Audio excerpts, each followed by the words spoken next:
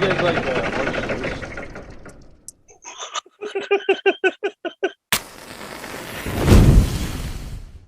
What's up, party people? Welcome back to my Andor reviews. Today we're talking about Andor Episode 5.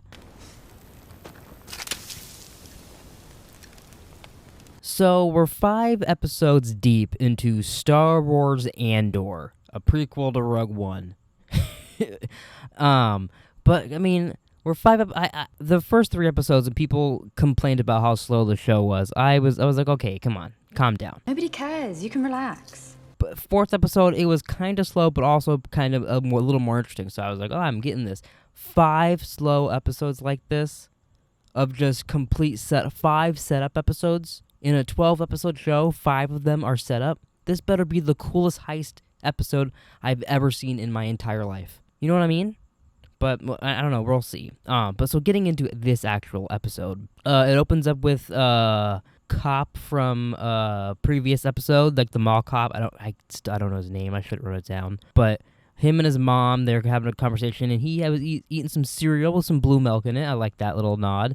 It's fun. It's weird because they have stuff like that in this that feels Star Wars-ish, but then they like call the weapons. Instead of calling them blasters, they're like, cover the guns, Cover the guns! and run over and cover up all the I don't. There's some weird things like that in this that just don't feel Star Wars. But then they have blue milk and like they have kyber crystals. You know, it's just strange the things they have that are Star Wars and the things that they just don't do. So Skeen ends up going through all of Cassian's stuff, looks through the guns and all that, and the whole episode is just them not trusting Cassian or Clem. You know. And just them kind of going back and forth. But we saw daughter Mothma, and she seems to not like her mom all that much, which is kind of interesting. I don't know if we knew that before, that her husband was such an asshole, and that her daughter is, I guess, kind of an asshole as well. It's interesting. I like seeing it like feel like an actual world, because lately Star Wars it just feels like I don't know. It feels like a show. It feels like you're watching. I don't know. You know what I mean? And this feels like I'm watching a real other world. So that stuff like that I really enjoy. So Cassian ends up finding out that they don't know how to gauge the weight or whatever, and he's like, that's when he starts to kind of realize, oh, these guys don't know what they're doing. I'll pilot.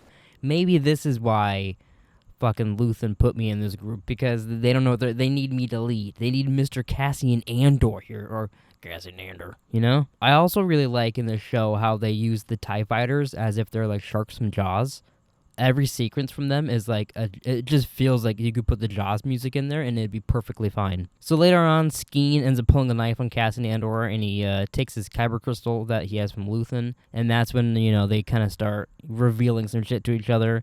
Cassian ends up saying how he's just here for money, he's paid to be here, and Skeen talks about his brother, and, you know, they reveal some other shit too.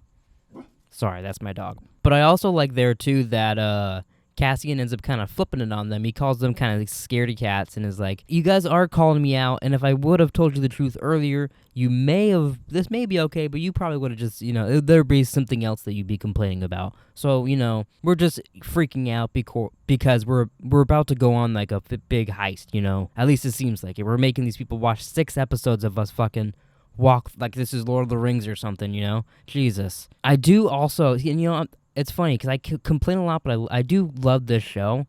I almost wish the entire thing was just out so I could just keep watching it, because I know every episode will be good, but they end the episodes, they don't leave me hanging and wanting more. I just want more because the show is entertaining, and I know that makes no sense, but it also does. Nobody cares. You can relax. I also really like that when they're flying around or driving around, whatever, and it just looks like Attack of the Clones, but like a really nice version of Attack of the Clones.